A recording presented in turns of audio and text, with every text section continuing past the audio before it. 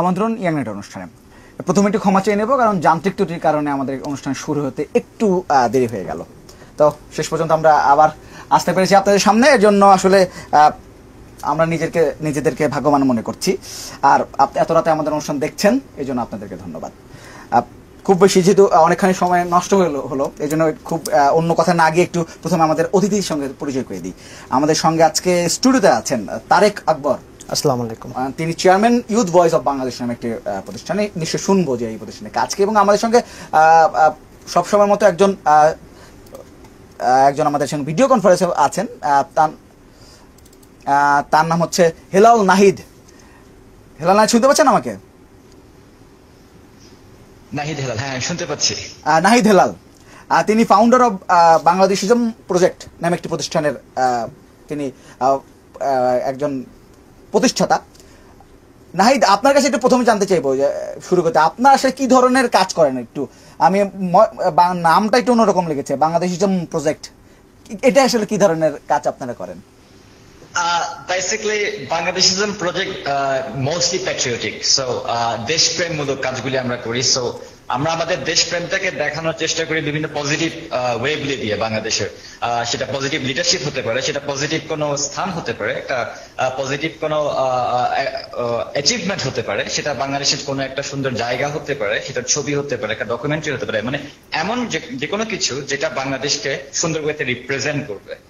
And then our next segment basically হচ্ছে আমাদের বিভিন্ন ধরনের সোশ্যাল ডিসক্রিপেন্সি এবং বিভিন্ন ধরনের সোশ্যাল কনসার্ন এবং এনভায়রনমেন্টাল কনসার্ন গুলি নিয়ে কথা বলা, উইমেন্স রাইট বা হিউম্যানস রাইট অথবা লিগাল কিছু ইস্যু নিয়ে, যেগুলি নিয়ে আমরা ফোকাস করার চেষ্টা করি, কেস স্টাডি করার চেষ্টা করি, অ্যান্ড ইন আওয়ার নেটওয়ার্ক আর আমাদের ওয়েবসাইটে সেই কেস স্টাডিগুলি প্রকাশ করি।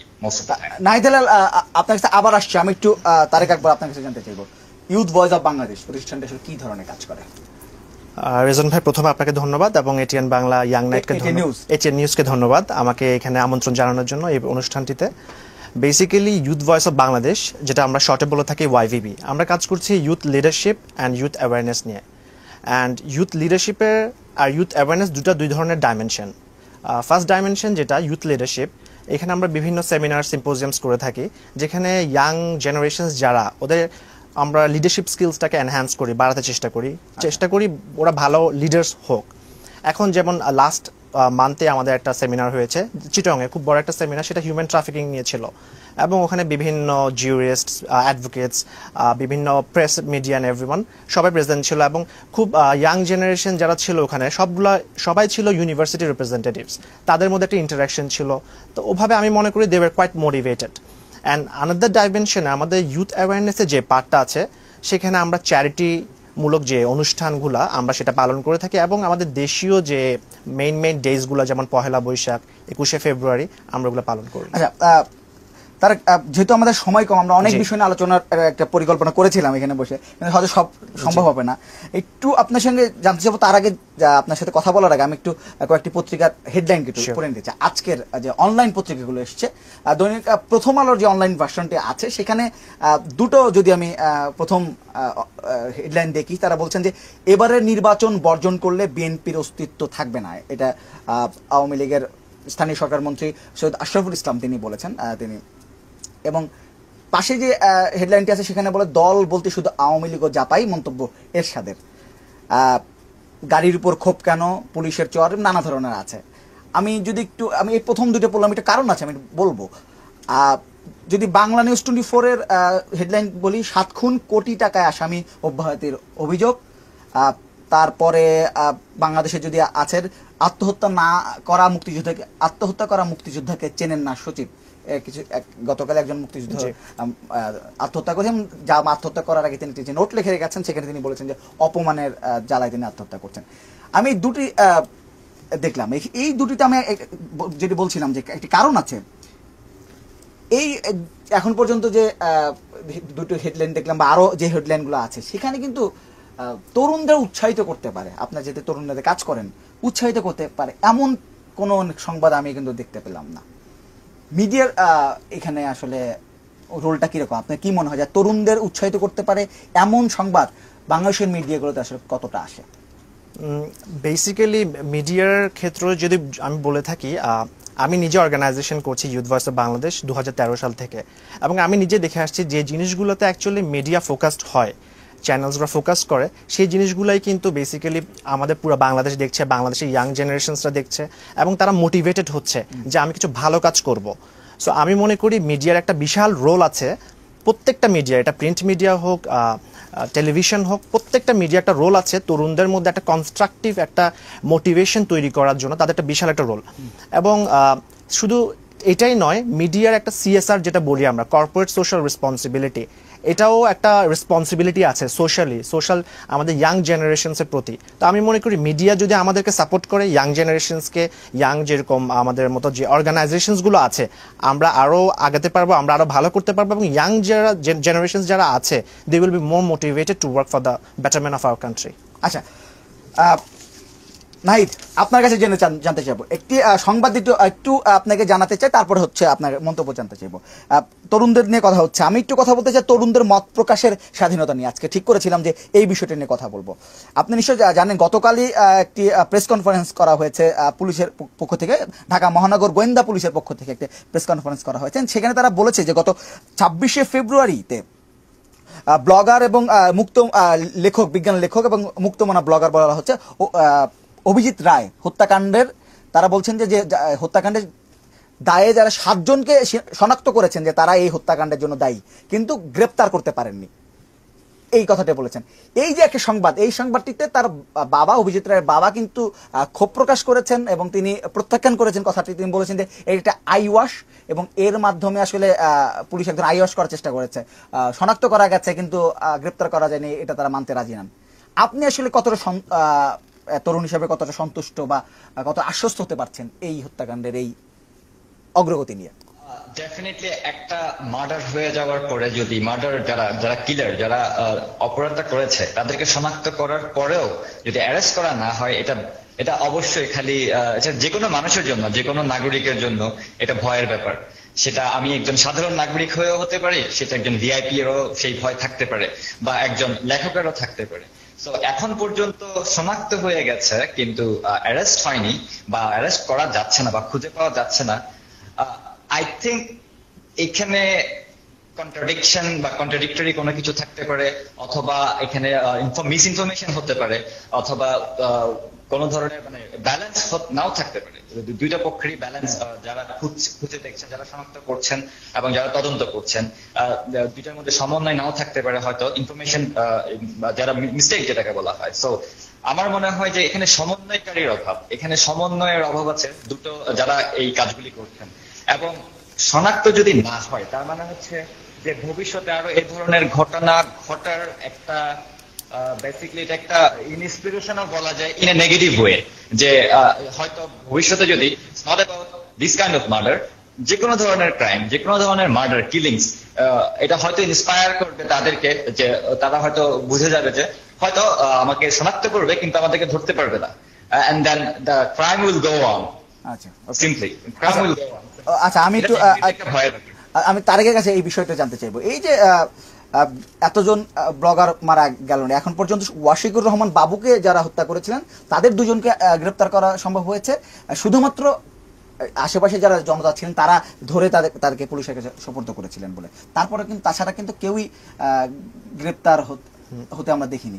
এই ব্যাপারটা আসলে এই যে মুক্ত মত প্রকাশে, বিশেষ করে অনলাইনে, কতটা আসলে ভীতি সঞ্চার করে আপনার কি মনে হয়?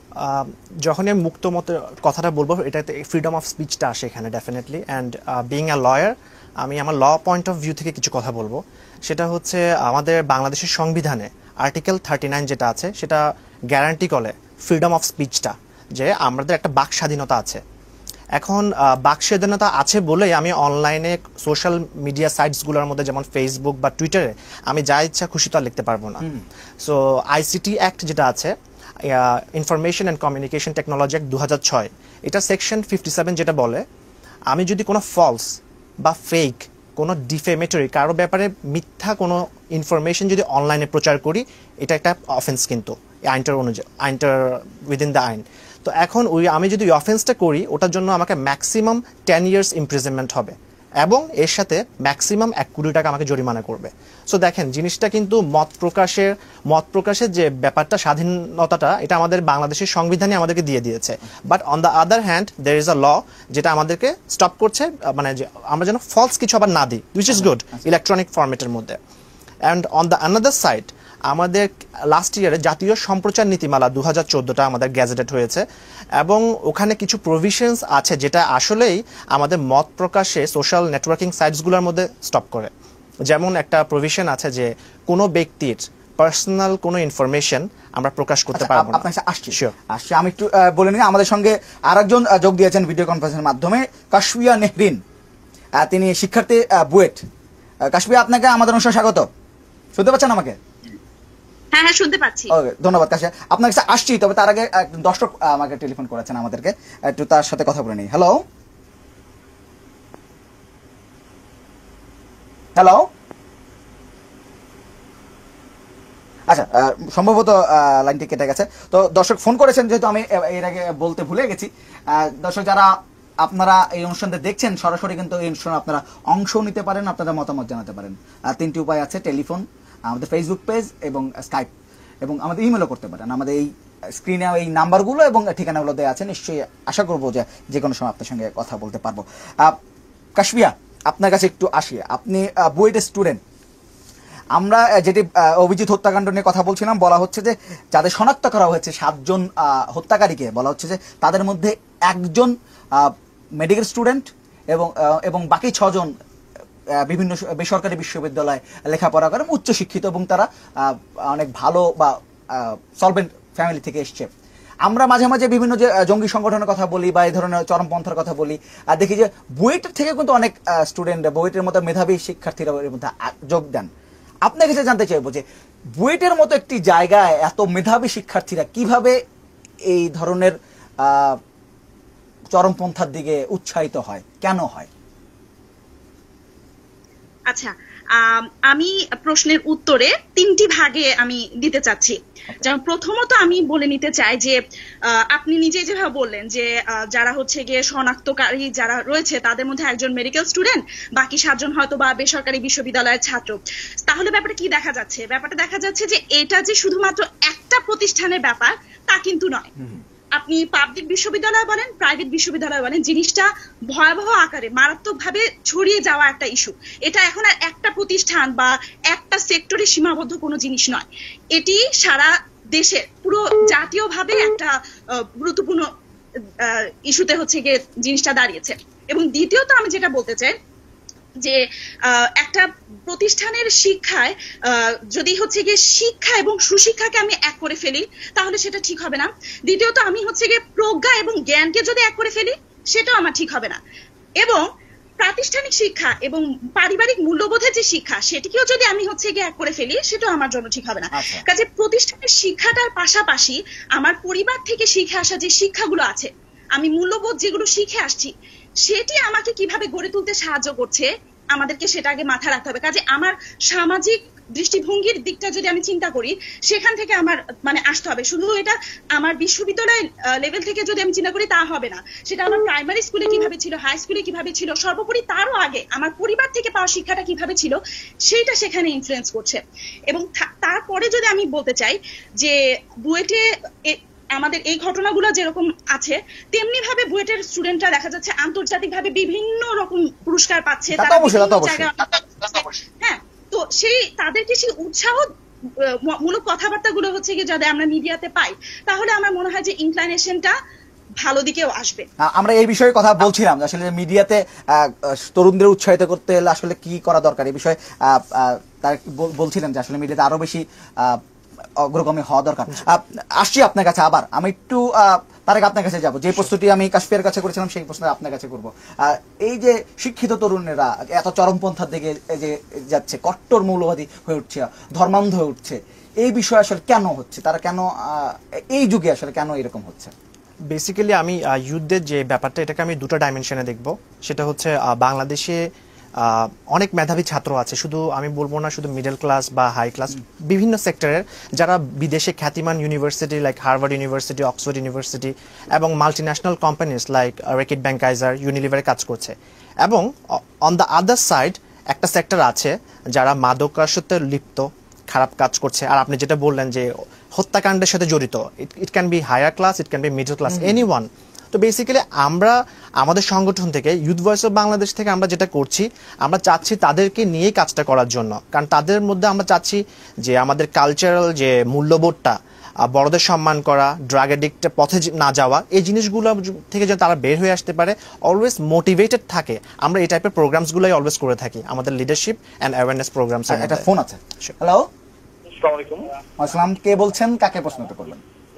জি, আমি ইয়ংনাকে একটু কথা বলবো যে ইয়ং সংগঠন যেগুলো আছে সেগুলো কিভাবে ডেভেলপ করা যায়, এই ব্যাপারে সরকারের কি করা যায়, এগুলোর ব্যাপারে একটু কথা বলবো আর কি। অবশ্যই অবশ্যই। আপনি জানতে চাচ্ছেন এই ব্যাপারটাতে? আচ্ছা, আমি যদি মনে হয় তার আপনি যদি বলেন যে কিভাবে একটা ইয়ুথ সংগঠন গড়ে তোলা, যুব সংগঠন গড়ে তোলা যায়, ছোট করে যদি। বেসিক্যালি এখন এটা কি লিগ্যাল ফর্মালিটিস গুলো জানতে চাচ্ছেন নাকি? আমি মনে হয় ছোট করে আপনি মনে হয় একটু যদি লিগ্যাল ফর্মালিটিস অনেক বড় হবে, ব্যাপারটা হবে একটু ছোট করে যদি কিভাবে অর্গানাইজ হবে, আপনি কিভাবে অর্গানাইজ করেছিলেন? বেসিক্যালি আমি যখন লন্ডনে ছিলাম 2013 সালে, আমার পড়াশোনা শেষ করে আমি তখন আমার চিন্তা ছিল আমি দেশের জন্য কিছু করব ইয়াং জেনারেশনসকে নিয়ে। তো তখনই আমি চিন্তা করলাম একটা প্ল্যাটফর্ম দরকার, তখনই আমি একটা অর্গানাইজেশন করার চিন্তা করলাম। এখন অর্গানাইজেশন তো আর নিজে নিজে একা সম্ভব না, we need people, motivating people যারা আমার সাথে থাকবে। তো আমি আমার এক মনা কিছু ফ্রেন্ডস সার্কেলসদেরকে নিয়েই আমি আমার অর্গানাইজেশনটা তৈরি করি। এবং আমার organisation it does not have to be একটা অর্গানাইজেশনে, আমি আমার অর্গানাইজেশনে যে ডেজিগনেশন পোস্টগুলো আছে আরেকটা অর্গানাইজেশনে সেম হতে হবে। অর্গানাইজেশন এটা নিজের উপর ডিপেন্ড করে, আমি কিভাবে চালাবো অর্গানাইজেশনটা। মোস্ট ইম্পর্টেন্ট কাজ যেটা সেটা হচ্ছে আমি কি করছি আমার অর্গানাইজেশন দিয়ে, এটা ইম্পর্টেন্ট। আচ্ছা, নাহিদ হেলাল, আপনাকে যেটা আসবো। নাহিদ, যে বলছিলাম যে আসলে এই বাংলাদেশের তরুণেরা, শিক্ষিত তরুণেরা চরমপন্থার দিকে অনেকে খুবই ক্ষুদ্র একটা অংশ চলে যাচ্ছে। এবং এই কারণে কি আপনি যেহেতু বলছিলেন যে বাংলাদেশের তরুণদের ভালো কাজগুলো আপনার বিশ্বের দরবারে তুলে ধরা আপনার একটা অন্যতম কাজ, এই কারণে বাংলাদেশের তরুণরা কি কোনোভাবে বিদেশে কোনো ধরনের ইমেজ সংকটে বাংলাদেশের তরুণরা পড়ছে কিনা, আপনার কি মনে হয়? হ্যাঁ, ইমেজ সংকটে পড়ছে বলে আমি মনে করি। আমি একটা এক্সাম্পল দিই, একটা প্র্যাকটিক্যাল এক্সাম্পল। আপনি যখন সাপোজ গুগলের সার্চ ইঞ্জিনে গিয়ে যখন আপনি বাংলাদেশ লিখে সার্চ দিবেন ইমেজ সার্চে, তখন আপনি কি পাবেন? মোস্ট অফ দ্য ইমেজ যা পাবেন তা হচ্ছে বিভিন্ন ধরনের সোশ্যাল অথবা পলিটিক্যাল ডিসরাপশনের কথা, অথবা মার্ডার্স, অথবা all bad things or negative stuffs. So এটা বেসিক্যালি আমাদের সাইকোলজিতে বা তরুণদের সাইকোলজিতে একটা একটু নেগেটিভ ভাবেই কাজ করে। বিকজ আমি যখন কম্পেয়ার্ড হব অন্য আরেকটা নেশনের কাছে, then I will always look for if I have something to pride, আমার অহংকার করার কি আছে। সো আমাদের আসলে তরুণদের দেখাতে হবে যে we have a lot of things to be proud of. আমাদের অহংকার করার অনেক কিছু আছে, আমাদের গর্ব করার অনেক কিছু আছে। আমাদের দেশ আছে, আমাদের দেশের মানুষ আছে, আমাদের দেশে এটা আছে, আমাদের দেশে অপরচুনিটি আছে। আমাদের দেশে যে থাকলে যে বিদেশ চলে গিয়ে ওখানেই বিদেশে গিয়ে বড় কিছু হতে হবে তা না, আমাদের দেশে বসে আমরা অনেক কিছু করতে পারি। We have to create example. তরুণদের আমাদের সুযোগ দিতে হবে, সেই এক্সাম্পলটা ক্রিয়েট করতে হবে। এখন আমরা যদি আমাদের মিডিয়া এখানে একটা বড় ভূমিকা রাখতে পারে তাদেরকে ইন্সপায়ার করার জন্য ইন এ পজিটিভ ওয়ে। আমাদের মধ্যে একটা রং কনসেপ্ট মনে হয় অনেক মানুষের কাছে আছে, যে আমার সাথে হয়তো অনেকে একমত হবে, যেটা হচ্ছে যে সোশ্যাল কোনো কাজ করা অথবা সমাজ সেবা করা, দেশ সেবা করা, সেটা হতে হবে ফ্রি, সেটা হতে হবে it cannot be any business or anything like that. এটা কিন্তু একটা রং কনসেপশন কিন্তু আছে। কিন্তু আমি যদি দেশের জন্য কিছু করি, আমি দেশে বসে যদি করি, আমি একটা বিজনেস করি to the people, for the people, তাহলে কিন্তু এটা আমার সমাজ সেবার মধ্যেই পড়ে। ইটস লাইক আমি যদি সমাজ সেবক হই বা দেশ সেবক হই বা দেশ প্রেমিক হয়ে থাকি, ইট ডাজন্ট মিন যে আমাকে ফ্রিতে কাজ করতে হবে বা I will work for free. আমি একটা আমার কোনো ফিনান্সিয়াল কোনো প্রফিট এখানে থাকবে না বা এই ধরনের চিন্তাটা আমাদের মধ্যে থাকে। বাট আই থিঙ্ক যে দেশের জন্য কিছু করা, এটা কিন্তু দেশের ইকোনমি। নাহিদ হেলাল, আমি একটু আপনি থামাতে হচ্ছে, কারণ আসলে আমি তিনজনের কাছে একটু ক্ষমা চেয়ে নেবো প্রথমে, কারণ হচ্ছে যে আমাদের আসলে যান্ত্রিক ত্রুটির কারণে আমাদের অনুষ্ঠানটি শুরু করতে দেরি হয়ে গেছে, কিন্তু এই কারণে সময় আসলে একদমই কম ছিল, আমাদের শেষ করতে হবে। কিন্তু আমি আপনাদের সঙ্গে একটু কথা দিচ্ছি যে তরুণদের এই বিষয়টি নিয়ে আমি আবার আরেকটি অনুষ্ঠানে আপনাদের সঙ্গে তিনজনের সঙ্গে আবার কথা বলবো, এবং দর্শক যারা অনেকে ফোন করছিলেন তাদেরও প্রশ্ন উত্তর নিশ্চয়ই আমি দিতে পারবো। খুবই দুঃখিত, আসলে সময় কম। আসলে দর্শক আপনাদের কাছে দুঃখ প্রকাশ করছি, সময় একদম কম। খুব আলোচনা আসলে খুব জমাতেও পারলাম না। নিশ্চয়ই পরবর্তী অনুষ্ঠানে আপনারা থাকবেন এবং এই তিনজনের আরো অনেক আলোচনা আপনারা শুনতে পারবেন। তো আমাদের যেহেতু সময় শেষ, বিদায় নিতে হচ্ছে। আপনারা ভালো থাকবেন, সুস্থ থাকবেন, এটি নিউজের সঙ্গে থাকবেন।